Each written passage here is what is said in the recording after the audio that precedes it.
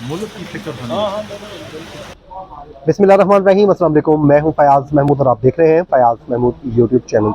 इस वक्त जी मैं डिस्ट्रिक्ट कोर्ट में मौजूद हूं और आज यहां पर इद्दत में निकाह केस की समाअत हुई है, जिसमें बुशरा बीबी और इमरान खान ने अपीलें दायर कर रखी है, जिसमें उन्होंने सज़ा को मुअत्तल करने और सज़ा को कलअदम करने की इस्तदा कर रखी है।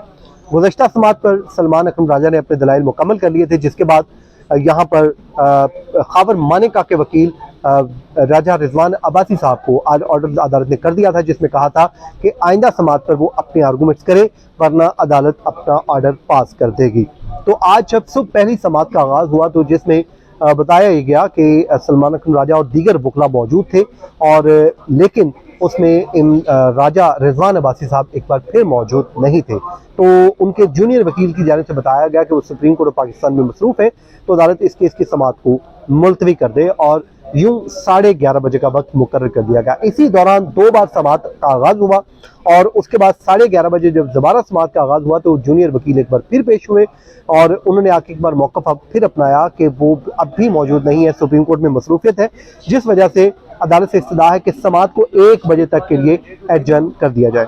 तो 1 बजे राजा रिजवान अब्बासी साहब अदालत में आ गए और उसके बाद उन्होंने आके यहाँ पर अपने आर्गूमेंट्स का आगाज़ किया और जज शाहरुख अर्जुमन ने इस केस की समाअत का आगाज़ कर दिया। तो कमरा अदालत में उस वक्त मुकम्मल तौर पर भरा हुआ था। PTI के हामी वकला की एक बहुत बड़ी तादाद मौजूद थी। उसके अलावा PTI रहनुमा यहाँ पर मौजूद थे, जिसमें सेनेटर जो है आज़म सवाती हैं, उसके अलावा फैसल जावेद हैं और दीगर उनके जो लोग हैं, उनके हामी हैं, उनके चाहने वाले हैं, एक बड़ी तादाद में कमरा अदालत में मौजूद थे।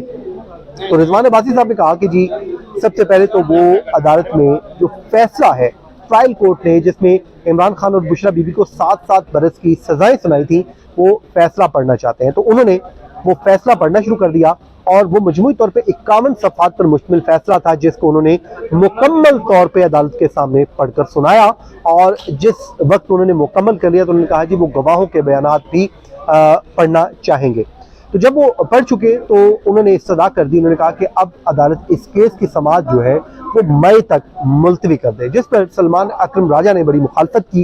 उन्होंने कहा कि ये कोई तरीका नहीं है, इन्होंने आर्गूमेंट्स आगाज़ कर दिया है और इन्होंने जो पढ़ना था पढ़ लिया, इनको कहें कि आज ही आर्गूमेंट्स को कंक्लूड करें। जिस पर डिस्ट्रिक्ट एंड सेशन जज शाहरुख अर्जुमन साहब ने कहा कि आप जो है अपने आर्गूमेंट्स का आगाज़ करें। तो एक बार फिर उन्होंने कहा कि मैं इस फैसले के कुछ नुकात पढ़ना चाहता हूँ। तो उन्होंने कुछ नुकात जो है उस फैसले को दोबारा रीड करना शुरू कर दिया, जिसमें उन्होंने उसी फैसले को नुकात को दोबारा पढ़ना शुरू कर दिया और जो है सलमान अकरम राजा और उसके अलावा उनके जो दीगर वकला हैं उन्होंने नोट्स लेना शुरू कर दिए। अभी कुछ ही वक्त गुजरा था, तकरीबन ये पूरी जो एक्सरसाइज है 2 घंटों, तकरीबन 1.5 से पौने 2 घंटों के ऊपर मुश्तमिल थी। उसके बाद फिर उन्होंने कहा कि जी आप अदालत से इस्तदा है कि इस केस को मई तक एडजर्न कर दिया जाए, और अभी तक कोर्ट की जानिब से एडजर्नमेंट नहीं की गई थी, लेकिन सलमान जो है रिजवान अब्बासी साहब यहाँ से रवाना हो गए। इस बात को लेकर सलमान अकरम राजा साहब ने कोर्ट रूम में खासा शोर किया। उन्होंने कहा कि देखिए ये कोई तरीका नहीं है, अभी तक अदालत जो है वो लगी हुई थी, अदालत ने डेट जो है वो अनाउंस नहीं की थी और रिजवान अब्बासी साहब खुद से ही यहाँ से चले गए, बल्कि उन्होंने वर्ड यूज किया भाग गए। उन्होंने कहा ये भाग गए। तो यूं इस केस की जो समाअत है वो मुसलसल जो है वो अब आप समझिए कि लिंगन होती रही। तो जिसके बाद उनके वकला की जानिब से खासा शोर मचाया गया। उन्होंने कहा कि ज़्यादा से ज़्यादा इस केस को कल समाअत के लिए रख लिया जाए, और उनके जो हामी वकला थे उनकी जानिब से भी आज बड़ा यहाँ पे शोर मचाया गया कि ये कोई तरीका नहीं है, ये जो है सिर्फ इसको लिंगर ऑन करने की एक कोशिश की जा रही है। वहाँ पर तो इन्होंने इतने लंबे आर्गूमेंट्स नहीं किए थे। हालांकि रिजवान अब्बासी ने कहा कि उन्होंने पार्शियली अपने आर्गूमेंट्स किए हैं, बाकी वो अपने आर्गूमेंट्स के लिए 5 घंटे उन्हें मजीद दरकार है। तो इस हवाले से उसके बाद जो है अदालत ने इस डेट अनाउंस कर दी। अदालत ने कहा कि 24 अप्रैल को इस केस की समाअत होगी और 24 अप्रैल के बाद इस केस को हम दोबारा सुनेंगे। जिसके बाद वकला की जानिब से कोशिश की गई, उन्होंने कहा कि इसमें एक तो ये ऑर्डर में लिख दिया जाए कि इसको अब डे टू डे चलाया जाएगा, और क्योंकि पहले तो वहाँ पर रात को 11-11 बजे तक अदालतें लगाई जाती थी, तो उन्होंने कहा कि ये कोर्ट लिख दे कि इसको डे टू डे हियरिंग होगी।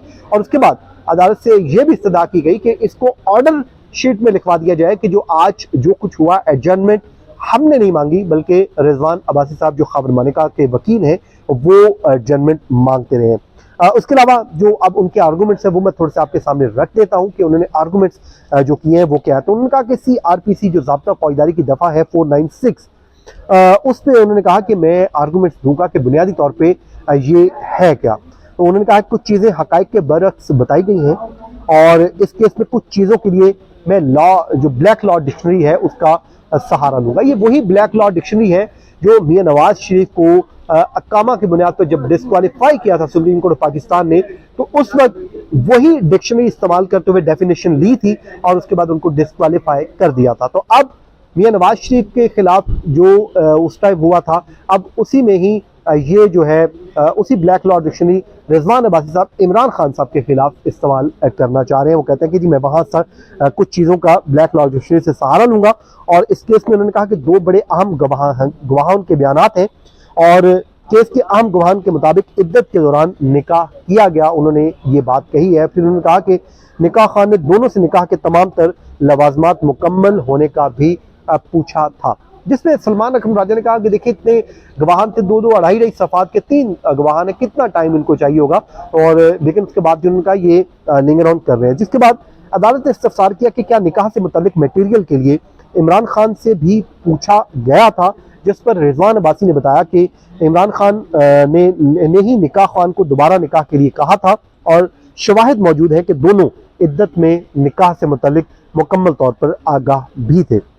इमरान खान बुशरा बीबी के वकला शवाहिद को झुटला नहीं सकते और उन्होंने कहा कि इमरान खान और बुशरा बीबी की शादी फ्रॉड थी जो साबित हो चुकी है, ये भी उनकी जान से कहा गया। और उन्होंने कहा कि खावर मानेका को इद्दत में रजू करने के हक से महरूम रखा गया और खावर मानेका के बच्चों के भी हुकूक थे जो छीन लिए गए और एक पुरअमन घराने को तबाह कर दिया गया, ये रिजवान अब्बासी साहब की जानिब से कहा गया। उन्होंने कहा कि इद्दत के दौरान बातिल निकाह को भी गैर कानूनी निकाह तस्लीम किया जाएगा और मेडिकल साइंस के मुताबिक हैज़ की कम से कम मुद्दत 21 और ज़्यादा से ज़्यादा 350 दिन है। इस्लामी कानून के मुताबिक इद्दत का दौरानिया 90 दिन है। और उन्होंने कहा कि इमरान खान और बुशरा बीबी ने इद्दत के दौरान निकाह किया जिसकी अहमियत नहीं है और 1 जनवरी 2018 के निकाह को साबित किया है, ये उन्होंने अपनी दलाइल दी है। उसके बाद अदालत ने इस केस की समाअत जो है वो मुलतवी कर दी है और 24 अप्रैल को अब इस केस की दोबारा समाअत होगी, जिसमें अब दोबारा नए सिरे से वो आके अपने आर्गूमेंट का आगाज करेंगे। वैसे उन्होंने आज कह दिया है कि उन्हें 5 घंटे मजीद दरकार है।